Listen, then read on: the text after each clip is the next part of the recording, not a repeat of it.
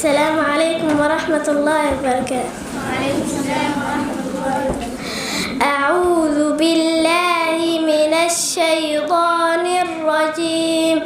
يا أيها الذين آمنوا لا تلهكم أموالكم ولا أولادكم عن ذكر الله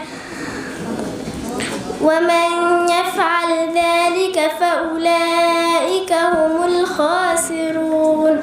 وأنفقوا مما رزقناكم من قبل أن يأتي أحدكم الموت فيقول رب لولا أخرتني إلى أجل قريب فأصدق وأكن من الصالحين ولن يؤخر الله نفسا إذا جاء أجلها والله خبير